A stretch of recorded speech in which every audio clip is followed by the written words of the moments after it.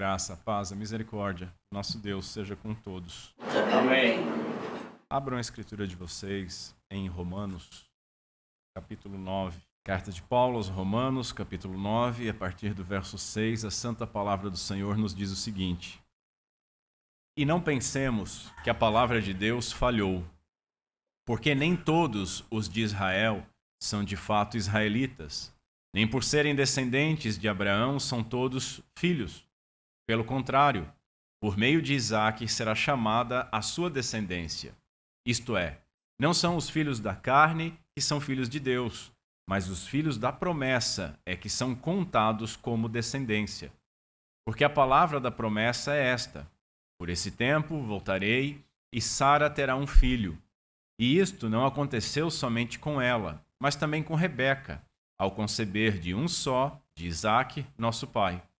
E os gêmeos ainda não eram nascidos, nem tinham feito o bem ou o mal, para que o propósito de Deus quanto à eleição prevalecesse, não por obras, mas por aquele que chama. Quando foi dito a Rebeca, o mais velho será servo do mais moço. Como está escrito: amei Jacó, porém desprezei Esaú. Que diremos então? Que Deus é injusto? De modo nenhum. Pois ele diz a Moisés: terei misericórdia de quem eu tiver misericórdia, e terei compaixão de quem eu tiver compaixão. Assim, pois, isto não depende de quem quer ou de quem corre, mas de Deus, que tem misericórdia. Porque a Escritura diz a Faraó: foi para isto mesmo que eu o levantei, para mostrar em você o meu poder, e para que o meu nome seja anunciado em toda a terra. Logo, Deus tem misericórdia de quem quer e também endurece a quem ele quer. Mas você vai me dizer: por que Deus ainda se queixa? Pois quem pode resistir à sua vontade? Mas quem é você, caro amigo, para discutir com Deus? Será que o objeto pode perguntar a quem o fez: por que você me fez assim? Será que o oleiro não tem direito sobre a massa, para do mesmo barro fazer um vaso para honra e outro para desonra? Que diremos? Se Deus, querendo mostrar a sua ira e dar a conhecer o seu poder, suportou com muita paciência os vasos de ira preparados para a destruição, a fim de que também desse a conhecer as riquezas da sua glória nos vasos de misericórdia que de antemão preparou para a glória? Estes vasos somos nós, a quem também chamou, não só dentre os judeus, mas também dentre os gentios, como também diz em Oséias: chamarei de meu povo ao que não era meu povo, e de amada a que não era amada. E no lugar em que lhes foi dito: vocês não são o meu povo, ali mesmo serão chamados filhos do Deus vivo. Até aqui. Vamos ao Senhor mais uma vez em oração. Curve sua cabeça comigo.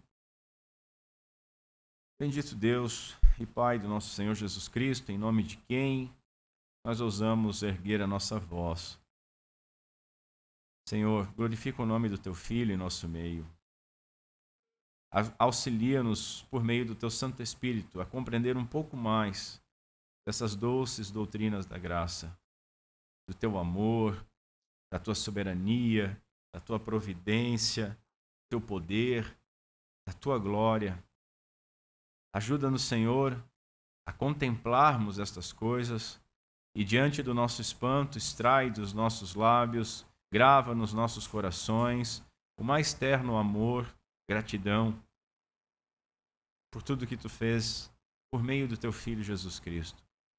Auxilia-nos, Senhor, que não estejamos buscando estarmos corretos sobre outros tipos de pensamentos doutrinários, mas que nos dobremos à Tua santa palavra e atribuamos a Ti toda a honra, glória e louvor para sempre. Pedimos essas coisas em nome de Cristo Jesus. Amém. Meus irmãos, nós vamos continuar então esta série, que eram de 3 mensagens, mas serão 5, para comemorar, para relembrar e principalmente para glorificar a Deus pelos 508 anos da Reforma Protestante. A reforma foi um retorno às Escrituras, e é nas Escrituras que nós consultamos para extrair essas doutrinas. Eu considero a reforma o maior avivamento que a igreja já experimentou. Nada se compara ao que aconteceu, porque influenciou todo o mundo até os nossos dias.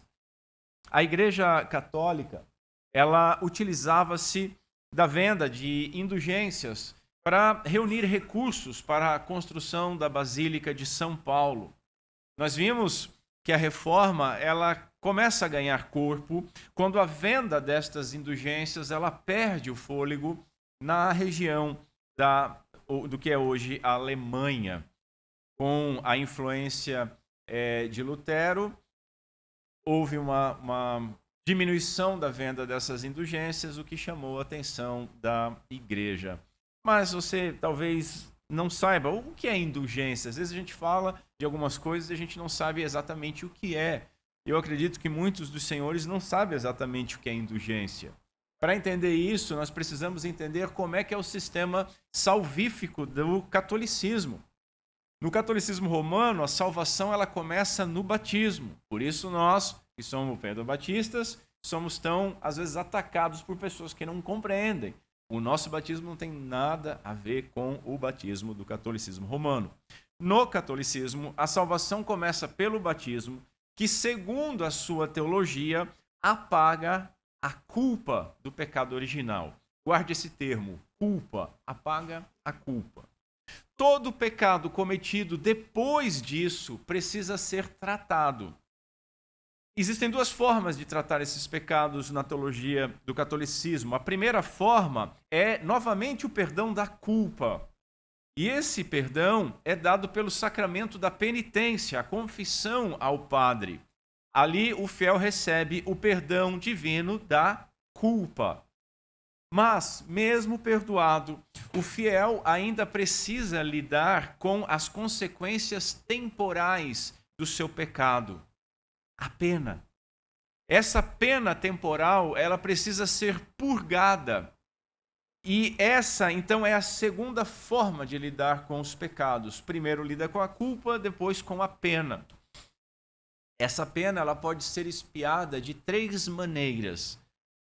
Uma por penitências, 2 por sofrimentos nesta vida e a terceira no purgatório. Um espaço pós-morte que o catolicismo crê que as almas vão para sofrer um tempo, para purgar, por isso purgatório, a pena dos seus pecados.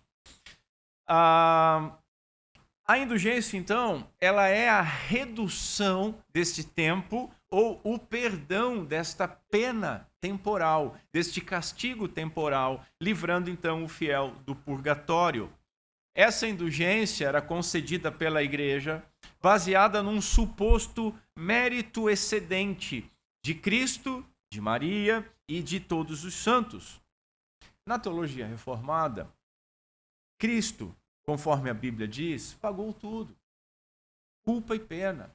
Levou todas as coisas. Não há absolutamente mais nada a ser purgado. Está consumado. Então, Lutero escreveu 95 teses contra a forma de comércio destas indulgências e, então, no dia 31 de outubro de 1517, afixou na porta da capela de Wittenberg, sendo esse o estopim da reforma. Depois nós vimos que, cerca de um século depois, em 1610, os discípulos de Jacob Arminius, na Holanda, numa universidade, apresentaram um documento a esta universidade chamado de remonstrância. Era um credo com 5 artigos de fé. A Igreja Reformada, então, convocou um sínodo, uma assembleia paroquial, lá na cidade de Dort, na Holanda, de onde saíram os cânones, regras padrão, né? Cânones de Dort, as regras padrão de Dort. A sua resposta nesses cânones consistiu em refutar os erros do arminianismo, afirmando que o homem totalmente corrompido é escolhido incondicionalmente pelo Pai chamado de maneira irresistível pela regeneração do Espírito Santo, perdoado e declarado justo pelo Filho de Deus, pela obra que ele efetuou na cruz, vivendo e morrendo no seu lugar, e preservado pela providência divina. O título original dos cânones era A Sentença do Sínodo Nacional de Dort. Uma sentença, algo sério. Os cânones de Dort são um dos 3 símbolos de fé da Igreja Reformada do Brasil, do nosso querido Adriano Gama, pastor Adriano Gama, do John Chase, que estiveram aqui conosco. Igreja essa nossa irmã. Comumente, esses pontos, o resumo desses pontos, são chamados de 5 pontos do calvinismo, mas é melhor definido como doutrinas da graça, porque trata das doutrinas da salvação, da soteriologia reformada. Hoje nós veremos então o segundo destes 5 pontos das doutrinas da graça, a eleição incondicional. Começamos vendo a corrupção radical, né? A forma como ninguém consegue ir a Deus. Hoje nós vamos ver como é que Deus age com relação a essas pessoas. Veremos os problemas com a eleição, o complexo sistema arminiano sobre elas, a definição correta de eleição e a fé e o arrependimento como consequência da eleição. Então vejamos primeiro os problemas com a doutrina. E o primeiro problema é daquele evangélico brasileiro médio muito comum que diz: eu não creio em eleição. Eu não creio nisso. Não creio em eleição, não creio em predestinação, essas coisas não são de Deus. A gente ouve bastante esse tipo de frase. Esse problema é relacionado, então, às pessoas que afirmam não crer. Mas por que elas afirmam não crer? Porque não é bíblico, segundo elas. E aí nós temos um problema, porque há quem diga, inclusive, que esses termos não são bíblicos. E, veja, você pode até ter uma visão diferente a respeito da eleição ou da predestinação, mas você precisa crer em alguma doutrina a respeito de eleição ou predestinação, porque são termos bíblicos. Hoje mesmo, nós lemos em 2 textos esses termos lá. A gente não tem como apagar esses termos das nossas escrituras. Precisamos entender o que eles significam. Eu não vou me deter neste erro, meus irmãos, porque ele é dito com todo respeito, ele é fruto de pura ignorância bíblica. Veja, a ignorância é não conhecimento, né? O problema é quando você conhece e insiste no erro. Aí já não é ignorância, é burrice. Mas ignorância é simplesmente o fato de não conhecer. Numa nação como nós estamos, que a maioria dos universitários é analfabeta funcional, nós não podemos exigir de uma maioria evangélica e letrada que compreenda estas coisas. Nós temos que ensinar com graça, com misericórdia, paciência e muita oração, porque não somos nós que convencemos, é o Espírito Santo de Deus que faz esta obra. Depois vejamos então a eleição arminiana. O arminianismo defende uma chamada eleição corporativa, entendendo que o objeto primário da eleição não são indivíduos, mas um povo, a comunidade dos crentes, que é então unida a Cristo. Nós veremos essa questão corporativa primeiro em Romanos 9, depois veremos a eleição em Cristo em Efésios 1, e por fim veremos a questão que o arminianismo defende de eleição ser condicional. Veremos se isso se sustenta. Então, em primeiro lugar, vejamos a eleição corporativa lá em Romanos 9. Nessa perspectiva, Romanos 9 não estaria tratando da salvação de indivíduos e a sua descendência espiritual, mas Romanos 9 estaria tratando de nações. São nações, da escolha soberana de Deus quanto aos instrumentos da sua história redentiva. Isto é, uma vocação para serviço, um povo para servir aos propósitos de Deus na história redentiva do seu povo. Assim, Israel ou Jacó, né? Israel e Esaú, eles representam povos, não indivíduos, na perspectiva arminiana. Então Deus escolheu Israel, nação, não a pessoa. E Deus reprovou Esaú, nação, e não o indivíduo. O foco seria quem Deus escolheu para levar adiante a linhagem da promessa messiânica, e não quem Deus escolheu para ser salvo. Essa é a visão. Ou seja, o texto não estaria tratando de predestinação individual à salvação ou condenação. Simplesmente quem levaria adiante a linhagem da promessa messiânica. Mas, meus irmãos, essa leitura de Romanos 9, ela ignora, em primeiro lugar, os termos pessoais que são utilizados no texto e, principalmente, os termos salvíficos que são utilizados no texto. Veja, Paulo mesmo, ele antecipa a objeção sobre a justiça de Deus, porque esse sempre é um argumento. Quando se fala em eleição, né, Deus não seria justo em eleger uns e reprovar ou ignorar outros. A gente sempre ouve isso. Mas Paulo já colocou isso no texto, ele já se antecipa a isso. A gente vê no verso 14, que diremos, pois, que há injustiça da parte de Deus? De maneira nenhuma. Essa é a resposta de Paulo. Agora veja, senhores.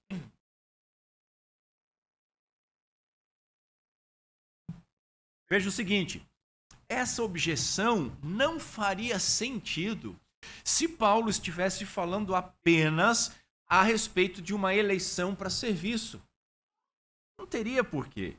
Ninguém acusaria Deus de injustiça ou perguntaria no verso 19 por que ele ainda se queixa, se o assunto fosse apenas quem seria o instrumento da história redentiva. Qual seria o povo que geraria e levaria a mensagem, geraria o Messias e levaria essa mensagem adiante. Não faz sentido.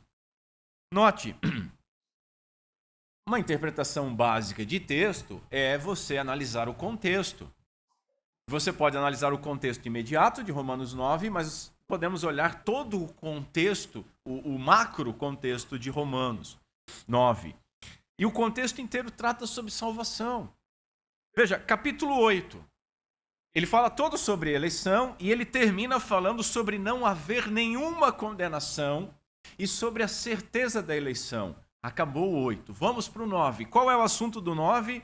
O 9 está explicando por que muitos judeus são excluídos. Porque se Deus escolheu, como é que ele exclui alguns? Salvação. Capítulo 10 está falando da justificação pela fé. E o capítulo 11 vai falar do enxerto na oliveira para a salvação. Veja, o contexto inteiro está tratando sobre salvação. Há uma eleição nacional? Sim, há uma eleição nacional. Nós não negamos isso. Mas veja, esta eleição ela não está sendo tratada em Romanos capítulo 8, nem em Romanos capítulo 9, nem em Efésios capítulo 1 e 2, muito menos em João capítulo 6 e capítulo 10. Esses são os textos áureos, vamos dizer, para falar sobre eleição. E ali não se está falando sobre eleição nacional. Israel foi, claro, escolhido por Deus. A gente vai lá para Gênesis 12, né? Um povo escolhido para esse povo abençoar todas as nações por meio do descendente, Paulo vai fazer essa interpretação em Gálatas, do descendente de Abraão, que é o nosso Senhor Jesus Cristo. Propósito esse que os judeus, infelizmente, não foram fiéis em executar, eles sempre se fecharam. Então, Israel foi escolhido para desfrutar da verdadeira religião, Eles receberam os privilégios pactuais exteriores para todo o povo, para toda a nação, exteriores. Mas quando nós vamos olhar para esses privilégios interiores, não era mais para toda a nação. Porque o privilégio de salvação é apenas para indivíduos. E, inclusive em Israel, inclusive no povo escolhido, o propósito de salvação é apenas para indivíduos. E exatamente esse é o ponto de Romanos, capítulo 9. Havia indivíduos em Israel que não eram salvos. Veja os versos 6 e 8. Verso 6. E não pensemos que a palavra de Deus falhou. Por quê? Porque nem todos os de Israel são de fato israelitas. Nem por serem descendentes de Abraão são todos filhos. Mas como não? Se são descendentes, são filhos. Paulo está dizendo, não são. Pelo contrário, por meio de Isaque será chamada a tua descendência. Quem não é de descendência de Isaque já estaria fora. Isto é, não são os filhos da carne que são filhos de Deus, mas os filhos da promessa é que são contados como descendência. Filhos da promessa. Portanto, meus irmãos, Romanos 9 trata de eleição incondicional e individual para a salvação, destacando a soberania divina na escolha. Eu escolhi e amei um, e eu odiei e desprezei o outro. Outra questão é a eleição em Cristo. Como nós vimos, o arminianismo defende uma eleição corporativa.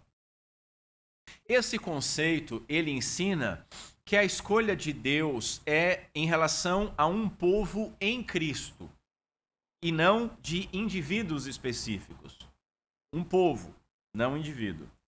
Assim, Paulo estaria tratando em Efésios capítulo 1 da eleição de Cristo, não da eleição dos eleitos, é de Cristo. Deus teria escolhido uma comunidade ou um corpo de crentes para a salvação, a igreja de Cristo, antes da fundação do mundo, mas não indivíduos específicos. A eleição, portanto, segundo essa visão arminiana, não determina individualmente quem será salvo. O que ela faz é determinar o destino daqueles que estiverem em Cristo pela fé. Cristo é eleito, e aqueles que estiverem em Cristo. Ou seja, Deus não escolhe pessoas para estarem em Cristo, mas Ele escolhe um povo em Cristo. Um povo que já estaria em Cristo de alguma forma, e qualquer um pode entrar ou sair desta condição pela fé ou pela incredulidade. Se você está em Cristo, você é um eleito. Se você sai de Cristo por incredulidade, você não é mais um eleito. Para o arminianismo, Efésios capítulo 1, versos 1 a 4, não enfatiza uma predestinação individual e irresistível. A salvação, ela depende da iniciativa do homem. Veja, é o homem que escolhe e não Deus. Na visão reformada, olhando para o texto, a eleição em Efésios, capítulo 1, é individual e incondicional. Deus escolhe pessoas específicas para a salvação antes da fundação do mundo, não dependendo da sua fé futura. A gente já vai chegar nesse contexto de fé prevista. Observe o seguinte, versos 4 a 5. Como também nos elegeu nele, antes da fundação do mundo, para que fôssemos santos e irrepreensíveis diante dele em amor, e nos predestinou para filhos de adoção por Jesus Cristo, para si mesmo, segundo o beneplácito ou o consentimento da sua vontade. E no verso 11 ele diz, nele, digo, em quem também fomos feitos herança, havendo sido predestinados conforme o propósito daquele que faz todas as coisas segundo o conselho da sua vontade. O que nós lemos aqui, irmãos? O verso 11 diz que é conforme a vontade de Deus, não a nossa. O verso 4 diz que Deus escolheu e não nós. E o verso 5 diz que nós fomos predestinados, não Cristo. Cristo é considerado, chamado de eleito na Escritura? Sim, é. Mas não é disso que o texto está tratando. E ambos os versos, o verso 4 e 5, afirma que fomos escolhidos para alguma coisa e não por alguma razão. Essa é a diferença fundamental. Para alguma coisa e não por alguma razão. A única razão foi a vontade livre e soberana de Deus em escolher. Não havia nenhuma razão em nós. Muito pelo contrário. Aí quando Paulo vai chegar no capítulo 2, vai dar aquela sarrafada, né? Mortos em delitos e pecados, estavam inimigos de Deus.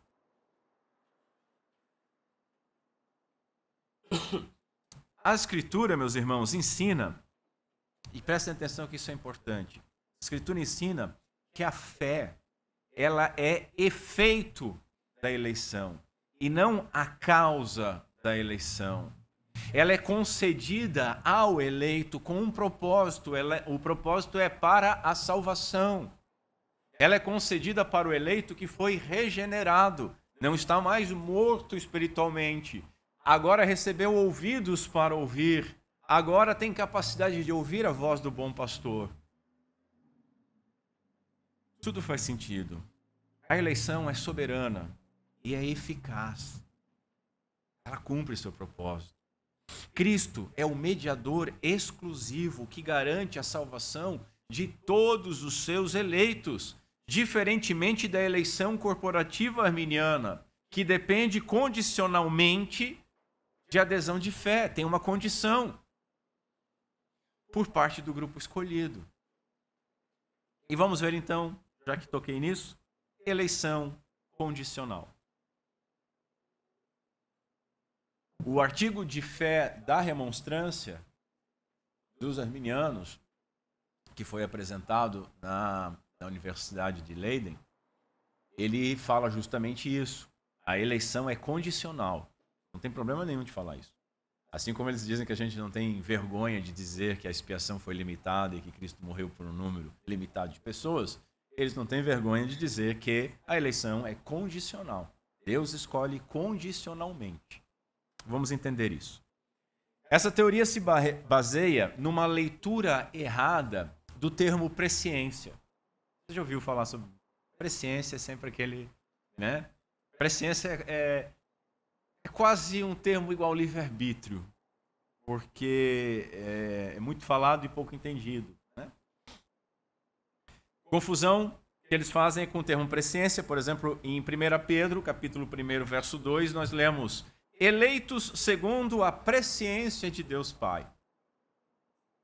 E Romanos, capítulo 8, no cinturão, né, na coroa de ouro da salvação, o texto começa dizendo: porquanto aos que de antemão conheceu, também predestinou. De antemão conheceu a presciência.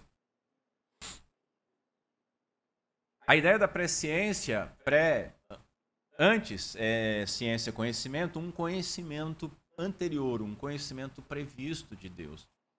Então ele olha, aprende, né? Olha, enxerga algo e age conforme isso que ele viu. Vamos ver se se sustenta. A eleição, segundo a visão arminiana, seria condicionada, tem uma condição, segundo a fé da pessoa. Nós seríamos eleitos pela chamada fé prevista. Fé prevista. Por isso, condicional. Né? É fé, esquece o prevista. A nossa fé, ela é prevista por Deus e essa é a condição, por isso, condicional. O que é fé prevista? Como é que a gente come isso? Fé prevista é a ideia de que Deus elege com base na fé que ele antecipou que cada pessoa terá. Ou seja, não é Deus que escolhe alguém para que creia, mas Deus escolhe alguém porque previu que essa pessoa creria livremente em Cristo no futuro, usando do seu livre-arbítrio. Deus respeita a decisão das pessoas. Esse é, sempre o respeito, fala de respeito, eu gosto de respeito. Não respeita a Bíblia, mas respeita. Vamos lá. Deus olhou para o futuro, viu quem teria fé, e então elegeu esses para a salvação. Existem várias dificuldades com essa afirmação, né? A primeira que eu anotei aqui é que Deus aprende.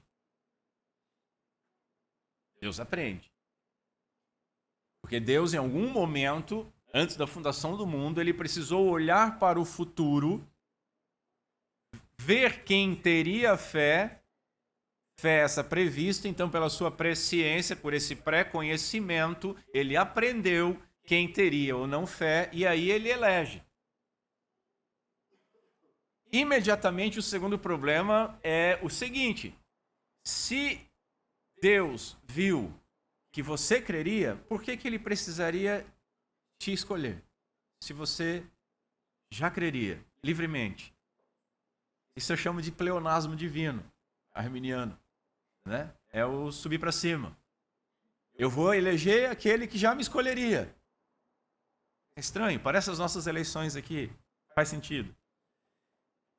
Enfim, veja, Deus aprender, ao invés de Deus, soberano, ser a causa primeira, ele não é a causa primeira, ele vai reagir àquilo que ocorreria, ou que vai ocorrer no futuro. Dessa forma, meus irmãos, tanto a eleição quanto a salvação repousariam totalmente na vontade do homem.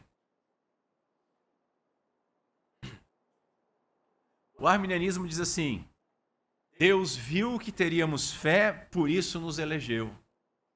Mas o Salvador Jesus Cristo diz assim: não fostes vós que me escolhestes a mim. Pelo contrário, eu vos escolhi a vós outros. Caso encerrado. João, capítulo 15. Não há fé prevista. Deus escolhe. Veja, aqueles que ele escolheu, estes irão a Cristo. E somente estes irão. E todos estes irão, como nós veremos em outros pontos. Ninguém pode vir a mim se o Pai que me enviou não o trouxer, diz Jesus. Continua, todo aquele que o Pai me dá, esse virá a mim. Continua, ninguém poderá vir a mim se não lhe for concedido pelo Pai. Como que eu encaixo fé prevista nesse verso? O Pai nos elegeu e somente por conta disso é que nós fomos a Cristo. Deus, ele não conheceu quem o escolheria, mas Deus conhece quem ele escolheu. Aqueles que de antemão viu. João, capítulo 13, diz assim, Jesus falando: eu conheço aqueles que escolhi. Ah, pastor, o contexto está falando de outra coisa. Mas ele está dizendo que conhece aqueles que escolheu. Ele conhece.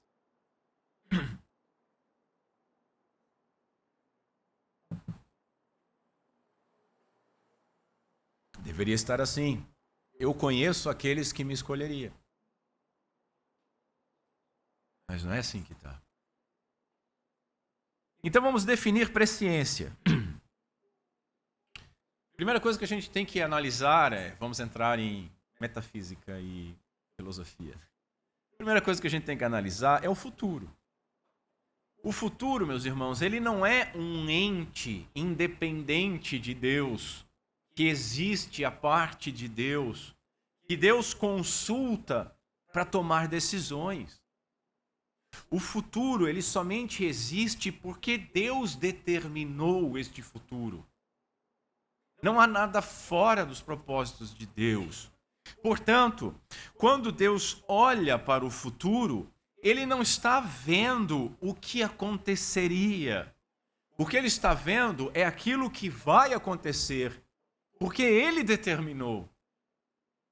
Essa é a diferença das profecias. As profecias não eram uma coisa que poderia acontecer.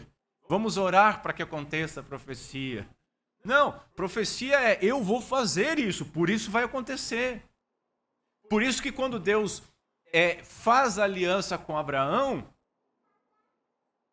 e o presbítero Ismael apresentou isso há pouco tempo, quando o pacto está sendo cortado, Deus já diz para ele, olha, isso aqui tudo vai ser teu, mas não é para já. Vocês vão andar peregrinos. A tua descendência vai ficar 430 anos no Egito, sob escravidão, mas eu vou libertar. Olha, ele acertou, ele olhou para o futuro e sabia o que ia acontecer. Ele previu que haveria uma fome, previu que Abraão ia mandar os filhos para lá, previu que o faraó ia ser maldoso e então interviu. Não, meus irmãos. Deus determina todas as coisas. Presciência para os reformados é o conhecimento ativo e determinante pelo qual Deus escolhe e ordena todas as coisas conforme a sua vontade. A presciência aparece lá em Romanos 8, né? Os que Dantes conheceu, ou de antemão conheceu, esses predestinou, chamou, justificou e glorificou. Tudo bem. Os irmãos concordam comigo que nem todos os que são chamados pelo Evangelho, todos que são chamados exteriormente pelo Evangelho, eles são justificados, correto? Jesus ensinou isso. Muitos são chamados, poucos escolhidos. Aqui já vemos de novo a eleição. Ok. Mas em Romanos 8, Paulo está dizendo assim, ele está afirmando que todos aqueles que Deus conheceu, ele chamou e ele justificou. Veja, todos no texto é uma inferência. O que o texto está dizendo é aos que. Aos que. O texto não está dizendo todos, o texto está dizendo aos que. Na ação, nos verbos, Deus é o sujeito deles. O objeto desses verbos são os aos que, os homens. Deus ele está agindo sobre esses objetos. Então, veja, Romanos 8, verso 29 e 30, se você quiser abrir rapidamente, se não, só preste atenção. Diz assim, Romanos 8, verso 29. Porque aos que dantes conheceu, também os predestinou para serem conformes à imagem do seu Filho, a fim de que ele seja o primogênito entre muitos irmãos. Aos que predestinou, a estes também chamou. Aos que chamou, a estes também justificou. E aos que justificou, a estes também glorificou. Deixa a sua Bíblia aberta, se você abriu. Note, Deus, ele está operando as ações. Ele está operando todos os verbos. E nenhum desses verbos apresenta alguma outra causa que não seja a ação de Deus. Não há nada como uma fé prevista. E eu falei que todos é uma inferência de aos que. E que isso deve ser lido como objeto dos verbos no texto. Observe, Paulo afirma que todos os que Deus chamou, ele justificou. Irmãos, todos são salvos? Não, não são todos que são salvos, nós sabemos disso. Somente alguns. Se Deus vê a todos e elege baseado numa fé prevista pela presciência como uma condição e nem todos são salvos, então a expressão aos que que eu disse que era uma inferência de todos, não pode ser lido como todos. Porque ele conhece todos, nem todos são salvos, então não pode significar todos. O que teria que significar? A contradição de todos é alguns. O antônimo é que seria nenhum. Alguns. Então, vamos ler o texto, substituindo agora o aos que por alguns. E vamos ver como é que fica. Fica interessante, fica assim. Alguns que Deus escolheu, de antemão, ele predestinou. Até aqui, arminianismo batendo na mesa e dizendo, é isso.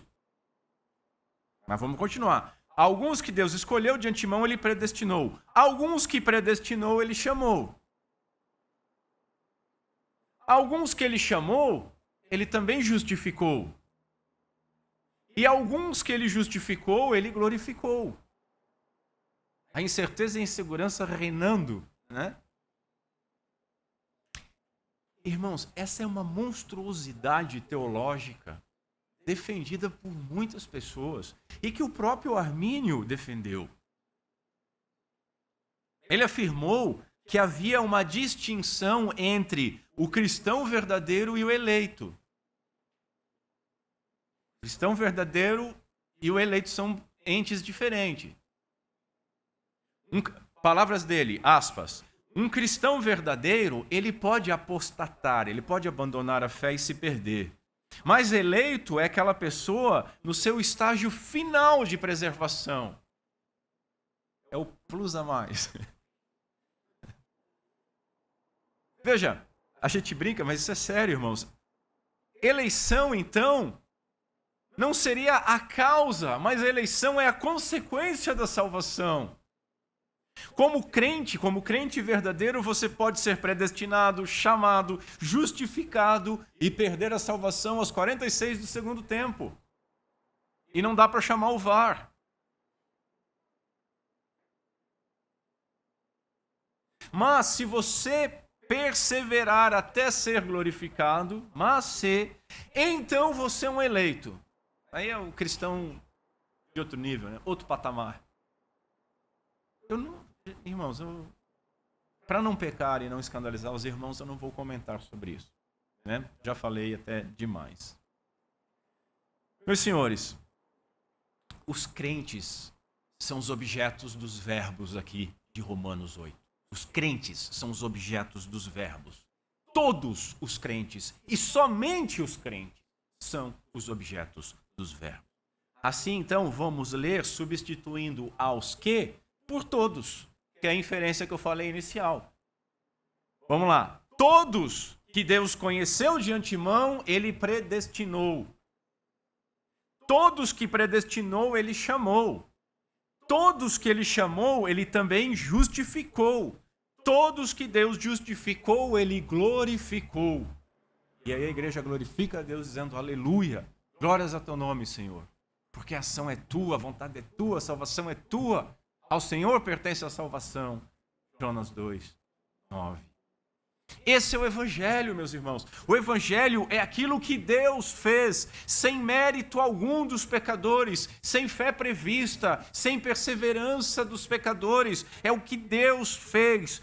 Todos os que Deus conheceu são eleitos, chamados interiormente, justificados e glorificados. Mas tem uma falha no que você está dizendo, pastor. Qual é? Ele está dizendo, veja, todos que ele conheceu, mas Deus conhece a todos. Então todos serão salvos? Não, filho. Conhecer tem significado relacional. Qual é esse relacionamento? Amor. É isso que ele vai falar em Romanos 9. Eu amei a Jacó e eu odiei a Esaú antes que eles nascessem, sem ter obra alguma. Para quê? Para que o propósito da eleição ficasse estabelecido. Então, o conhecer envolve relacionamento e esse relacionamento envolve amor. Ele nos amou primeiro e escolheu aqueles que amou. Não é interessante quando a gente lê que ele nos amou primeiro? Mas se você analisar com a fé prevista, está errado, João errou. Pô, João, mancada, né? Já estava velhinho. Não é inspirado esse texto aí, tem que ver, vamos chamar a alta crítica. Por quê? Porque se Deus, na sua presciência, conhece aqueles que ele elegeria, que escolheria ele e esses ele iria eleger, então não cabe dizer que foi ele que amou primeiro. Teria que ser algo assim, vocês me escolheram primeiro, aí eu amei e escolhi vocês. Eu amei porque vocês me escolheram. Deus carente, né? Igual os homens de hoje, né? Eu só gosto de quem gosta de mim. Você já imaginaram Deus assim? Eu só gosto de quem gosta de mim. E aí o que nós aprendemos na corrupção total? Que ninguém gosta, ninguém ama. Todos eram inimigos, todos queriam a morte de Deus. É para isso que tem a parábola do filho pródigo. O filho pródigo queria o pai morto. Só queria os benefícios do pai. Ele nos amou primeiro, ele escolheu aqueles que amou. A escolha divina precede a escolha humana. E a escolha humana, meus irmãos, só acontece por causa da escolha divina. Quem escolheu? Jesus está na frente do túmulo de Lázaro, que é uma ilustração da salvação, da vinda da morte espiritual para a vida espiritual. Quem escolheu? Jesus ou Lázaro? Lázaro usou seu livre-arbítrio para crer na ordem de Cristo. Lázaro vem para fora, ele, eu acho que eu vou. Eu falo jocosamente para ver que a gente é atacado de ser muito duro, muito ríspido, muito soberbo. Irmãos, é Bíblia. Vamos definir então a eleição incondicional, que é o que nós cremos. Um autor, Batista então, homem de Deus, a gente não usa só presbiteriano e puritano aqui, um batista muito bom, ele diz assim: eleição é um ato de Deus por meio do qual ele escolheu um grupo de pessoas antes da fundação do mundo para que elas pertencessem a ele mesmo. O fundamento pelo qual Deus fez essa escolha não foi nada que havia nos próprios eleitos. Nada que havia nos próprios eleitos, nem mesmo a fé.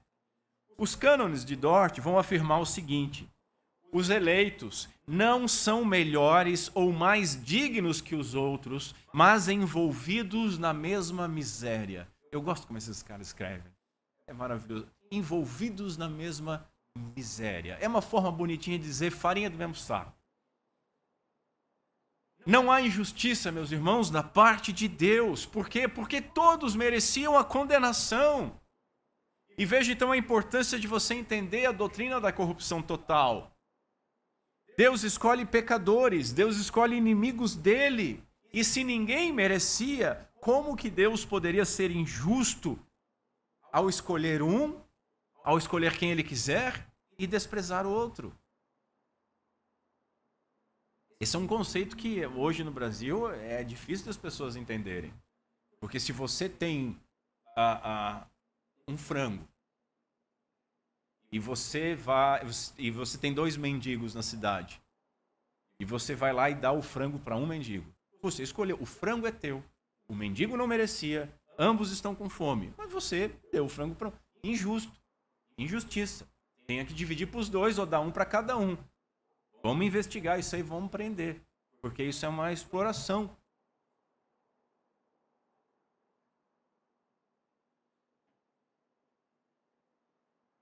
Lembremos de Romanos 9, verso 13, como está escrito: amei a Jacó e odiei a Esaú. Irmãos, o que deve nos espantar aqui não é o ódio a Esaú, de maneira nenhuma. o que deve nos espantar aqui é o amor de Deus por Jacó. Mas como que Deus amou Jacó? É isso que deve nos espantar. Esaú é digno de você não gostar. Às vezes até você está lendo a história, às vezes dá até pena, né? Na história do cozido, e quando você fica, pô, coitado, né, cara? Mas diz que coitado é filho do diabo. Então, Deus odiar Esaú, tá tranquilo, mas ele amou Jacó. Deus como? Mas irmãos, vocês são Jacó. Eu sou Jacó. Nós estamos ali naquele texto. Nós somos os usurpadores. Nós somos os dignos de condenação. Como que ele pôde nos amar? E eu respondo, somente porque ele quis. Por uma escolha livre dele. Porque nós absolutamente não merecíamos. Então Deus escolheu para que nós possamos crer. É por isso que se chama eleição incondicional. Não há nenhuma condição prévia. Não há nenhuma condição para o homem ser eleito. Não há fé prevista. O eleito, ele não pode satisfazer nada. O eleito, ele não pode merecer nada. É pelo consentimento, aprovação da bendita, santa e sábia vontade livre de Deus. E tem quem diga que essa doutrina ensoberbece, que essa doutrina deixa as pessoas orgulhosas, só quem não entendeu nada dela. Essa doutrina, ela nos convoca a nos gloriarmos totalmente em Cristo. A termos totalmente a nossa esperança, a dependência e confiança em Cristo. Vejamos a fé como consequência da eleição. A eleição é incondicional, a salvação não. Concordam comigo? Nós não somos salvos de qualquer jeito. O justo viverá pela fé. Romanos 1,17, citando Abacuque 2,4, que foi o grande verso que Lutero, a ele foi descortinado. É evidente, meus irmãos, que a fé ela está intimamente ligada à justificação e à salvação. Agora, o que nós precisamos compreender é se a fé é a causa ou a consequência da eleição. Nós cremos que a fé não é condição para a eleição, mas o resultado dela. Mas cremos também que a fé é condição para a salvação. Todo aquele que crer será salvo. Quem não crer, note, já está condenado. E aí você começa a ligar os termos. Porque a eleição é para a salvação. Para ser salvo eu preciso de fé. Então, a eleição é que concede a fé. A eleição vem antes da fé. A eleição é para a fé. Os cânones de Dort, eles são instrutivos aqui. Vai falar o seguinte: esta eleição não é baseada em fé prevista, em obediência de fé, em santidade ou qualquer boa qualidade ou disposição, que seria uma causa ou condição previamente requerida ao homem para ser escolhido. Ao contrário, esta eleição é para a fé, para a santidade, etc. Eleição, portanto, continua o documento, que é a fonte de todos os bens da salvação e, finalmente, tem a própria vida eterna como seu fruto. É conforme o testemunho do apóstolo. Ele nos escolheu não por sermos, mas para sermos santos e irrepreensíveis diante dele. Portanto, meus irmãos, somos eleitos para recebermos fé para a eleição. Nós o amamos porque ele nos amou primeiro, não o contrário. Pelo arminianismo, Deus deveria nos amar porque nós cremos primeiro. Mas não é isso que a Bíblia diz. Lá em Atos dos Apóstolos, capítulo 13, nós lemos assim: e creram todos os que haviam sido destinados para a vida eterna. Mas não está escrito, creram todos aqueles que Deus viu que iriam crer e foram destinados para a vida eterna. Somente crê quem Deus elegeu para isso. Por que nós cremos então? Porque somos das suas ovelhas. Ele veio resgatar as suas ovelhas perdidas. Jesus disse o seguinte: vós não credes porque não sois das minhas ovelhas, porque as minhas ovelhas ouvem a minha voz, eu as conheço e elas me seguem. Jesus não diz que aqueles que crerem serão suas ovelhas, mas que as suas ovelhas crerão. Ele veio morrer pelo seu povo, esse é o significado do seu nome. Portanto, a fé não é a causa da eleição, nem a causa da salvação. É a graça e somente a graça. A eleição pela graça é a causa da fé para a salvação. Porque pela graça sois salvos, diz Paulo. Por meio da fé, isto não vem de vós. É dom de Deus. É dom de Deus. Mas, pastor, e o arrependimento? Vamos lá, arrependimento como consequência da eleição. O arrependimento também está intimamente ligado à salvação. Nosso Senhor começou pregando dizendo: arrependam-se, porque está próximo o reino dos céus. Então, é uma condição, arrependam-se. Mas para isso, é necessário uma coisa: é necessário ter ouvidos para ouvir. Quem tem ouvidos para ouvir, ouça, também dizia o Senhor. O arrependimento também é fruto da eleição. O arrependimento, meus irmãos, é operado pelo Espírito Santo naqueles eleitos que o próprio Espírito regenerou. Quem falou isso? Paulo. Lá em 2 Timóteo, nós lemos o seguinte: instruindo com mansidão os que resistem, a ver se porventura Deus lhes dará arrependimento para conhecerem a verdade. Então nós devemos instruir as pessoas com mansidão, aqueles teimosos com mansidão, na esperança de que Deus lhes dará o arrependimento. Veja, não é na esperança que eles se arrependam por si só, mas que Deus conceda. Pedro, pregando lá em Atos 5, ele vai dizer assim: Deus, com a sua destra, o elevou a príncipe e salvador. Está falando de Jesus, né? O elevou a príncipe e salvador para dar a Israel o arrependimento e a remissão dos pecados. Veja, o Salvador não veio dar só a possibilidade de salvação. O Salvador veio dar o arrependimento e a remissão e o perdão de pecados. Ele faz tudo. Aquele que começou a boa obra é fiel. Ele não divide. Não é uma dobradinha. A gente viu na semana passada, não é uma sinergia. É totalmente monergista. É uma ação só. Um agente só. Em Atos 11 nós lemos assim: a igreja está glorificando a Deus pela sua misericórdia e está glorificando a Deus dizendo assim: também aos gentios foi por Deus concedido o arrependimento para a vida. Concedido o arrependimento para a vida. Irmãos, aquilo que é concedido não pode ser a causa da concessão. Concorda comigo? O que é concedido não pode ser a causa da concessão. Sabe aquela conversa de que Deus é tão soberano que Ele abre a mão da sua soberania para respeitar a liberdade humana? Irmãos, isso é errado, isso é antibíblico, isso deve ser rejeitado com todas as forças.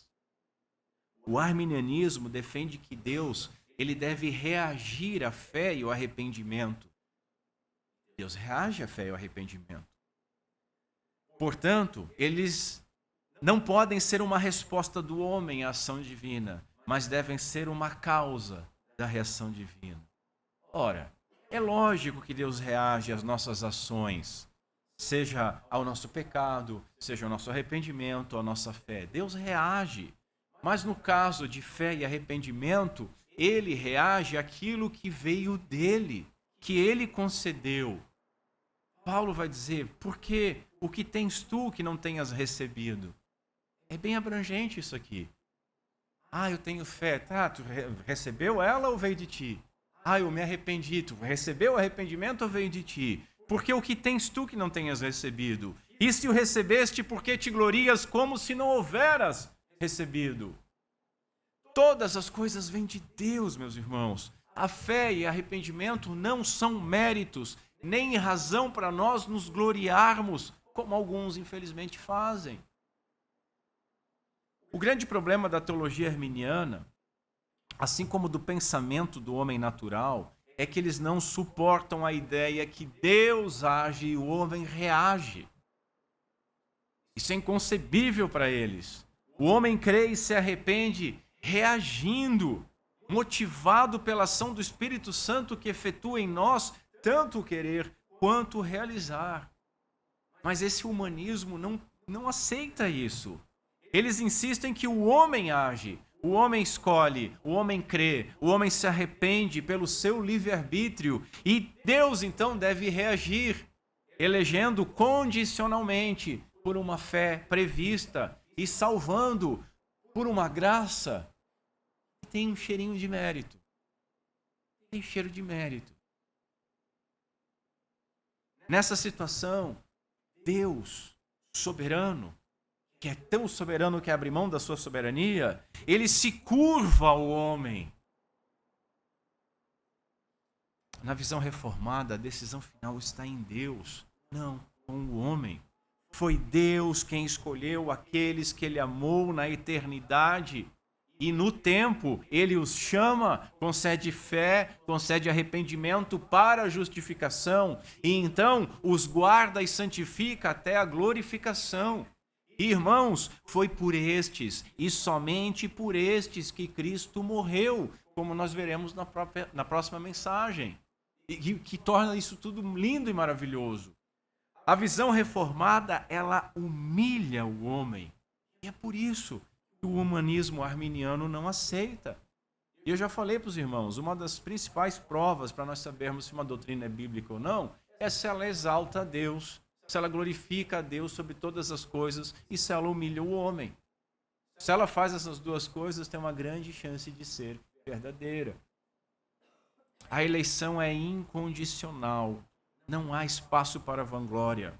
Somos escolhidos segundo o consentimento. Isso é que é beneplácito. Às vezes a gente lê beneplácito e não sabe o que é. Beneplácito é consentimento. Consentimento da sua vontade. Aonde que tem uma condição nisso, meu Deus? Sim, há uma escolha do homem. Livre, não forçada. Quando ele é atraído por laços de amor. Quando ele é nascido de novo pela obra do Espírito. Quando ele recebe ouvidos para ouvir. Quando ele consegue ver o reino, como Jesus vai falar nas entrelinhas em João 3. Mas essa escolha do homem somente é possível porque Deus escolheu primeiro. A fé, ela não condiciona a eleição. É a eleição que vai condicionar, causar tanto a fé quanto o arrependimento. Um teólogo, ele escreveu que essas doutrinas da graça, os 5 pontos do calvinismo, ele usou, eu não gosto dessa expressão, mas eles determinam que tudo se resume a somente um ponto, ou seja, que cada aspecto da salvação faz parte da obra da graça do Deus soberano. Toda a glória é somente de Deus, Ele é soberano. Vou fazer umas breves aplicações. A primeira é chamar o arrependimento, e veja, as aplicações vão ser muito semelhantes às da semana passada. Eu sei que os irmãos lembram de todas elas. Arrependimento. Caso você tenha se gloriado na sua própria escolha, no seu aceitar Jesus, nunca me arrependi de aceitar Jesus, no seu mérito de estar em Cristo, na sua diferença entre você e aquele pobre ímpio ou miserável que está sofrendo, né? Ele não tem a fé que eu tenho. Se você passou por isso, se você viveu isso, se você sentiu isso, se arrependa. Se arrependa. Se você nunca tinha entendido essas coisas e está arrependido, humilhado pelo amor, graça e misericórdia de Deus, muito provavelmente isso é um sinal que a graça eletiva de Deus te alcançou. Outra aplicação é humildade. Nós devemos ser humildes. Crente tem que ser humilde. Crente que não é humilde não é crente. Porque nenhum de nós merecíamos nada além de juízo. Deus se agradou em nos escolher, em nos amar, em enviar o seu Filho para nos salvar, por sua livre vontade, para a glória do seu nome. O orgulho não entra nessa equação. Outra aplicação, devemos ter temor a Deus, porque Ele é poderoso e tem o destino de toda a raça humana em suas mãos. Ele é misericordioso com quem quer ser misericordioso e endurece a quem quer. Ele não deve nada a ninguém, a salvação pertence exclusivamente a Ele.